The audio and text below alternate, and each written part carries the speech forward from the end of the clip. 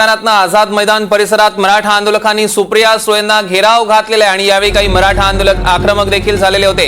या क्षणाची सगळ्यात मोठी आणि महत्त्वाची बातमी, आंदोलन स्थळावरची दृश्य आपण आपल्या टेलिव्हिजन स्क्रीनवर बघतोय। मराठा आंदोलकांनी सुप्रिया सुळेंना घेराव घातला आणि यावेळी मराठा आंदोलक चांगलेच आक्रमक झालेले होते। मोठ्या प्रमाणात घोषणाबाजी देखील झाली। या संदर्भातले अधिक अपडेट्स आपण घेणार आहोत। अक्षय कुडकेलवार आपले प्रतिनिधी आपल्या सोबत जोडले गेले आहेत। अक्षय, नेमकं काय घडलं?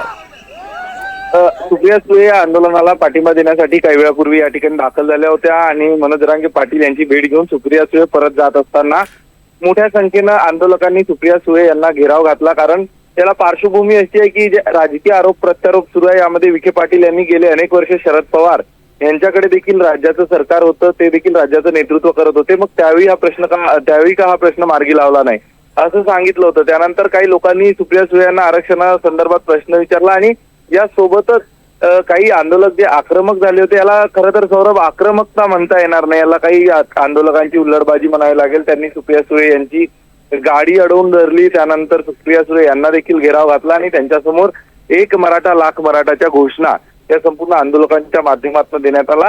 त्यानंतर सुप्रिया सुळे यांचे जे सुरक्षा रक्षक होते, अंगरक्षक होते, त्यांनी आणि उपस्थित पोलिसांनी सुप्रिया सुळे यांना त्या ठिकाणावरनं वाट करून दिली।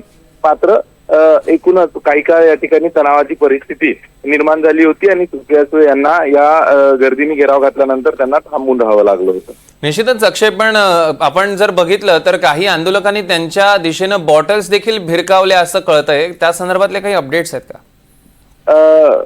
ही सगळी जी दृश्य आपल्याला बघायला मिळत आहे की जे बॉटल्स वगैरे भिरकवली, नेमकं या आंदोलकांनी सुप्रिया सुळे यांना बघूनच बॉटल भिरकवली की या एक जी आपण मॉब सायकोलॉजी किंवा मॉब मेंटॅलिटी म्हणतो, याचा एक भाग आहे हे अद्याप कळालेलं नाही। कारण ज्या ठिकाणावरनं बॉटल्स येत होत्या त्या ठिकाणावरनं नेमकं पुढे सुप्रिया सुळेच आहेत का हे दिसत नव्हतं, इतकी गर्दी होती। आणि जर तसं असेल, सुप्रिया सुळेंच्या दिशेने जर हे बॉटल भिरकवली असेल तर ते देखील एक चुकीची घटना आहे। मात्र या सगळ्यात आता आपण जर बघितलं तर मनोज जरांगे यांनी त्यांच्याकडनं पुन्हा आंदोलकांना काय सूचना देण्यात येतात हे बघणंही महत्वाचं ठरणार आहे।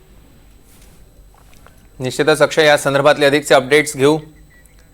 तुर्तास धन्यवाद। आपण बघतोय सुप्रिया सुळेंविरोधात आता मराठा आंदोलक आक्रमक झालेले आहेत। मराठा आंदोलकांचा सुप्रिया सुळेंना घेराव आपण दृश्यांमध्ये बघू शकतोय। काही आंदोलकांनी बॉटल्स देखील भिरकावलेल्या आहेत सुप्रिया सुळेंच्या दिशेनं आणि आंदोलकांनी यावेळी मोठ्या प्रमाणात घोषणाबाजी सुद्धा केलेली आहे, आपण दृश्यांमध्ये बघू शकतोय। खरं तर सुप्रिया सुळे या तिथे मनोज जरांगे पाटलांना एकूणच या आंदोलनाला पाठिंबा देण्यासाठी पोहोचलेल्या होत्या आणि मनोज जरांगे पाटलांसोबत चर्चा सुद्धा केली, त्यांच्या प्रकृतीची विचारपूस सुद्धा त्यावेळी करण्यात आली।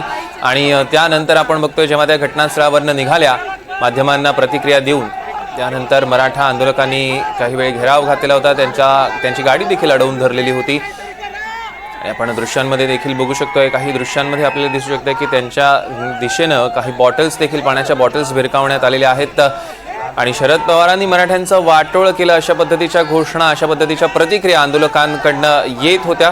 मात्र आता तिकडे त्यांच्यासोबत त्यांचे अंगरक्षक सुद्धा होते, पोलीस होते आणि त्यांच्या सहकार्यानं त्या घेरावाला बाजूला करत सुप्रिया सुळे आता मार्गस्थ झालेल्या आहेत। आपण दृश्यांमध्ये बघू शकतोय मोठ्या प्रमाणात आंदोलकांची गर्दी सुद्धा आपल्याला तिथे बघायला मिळते।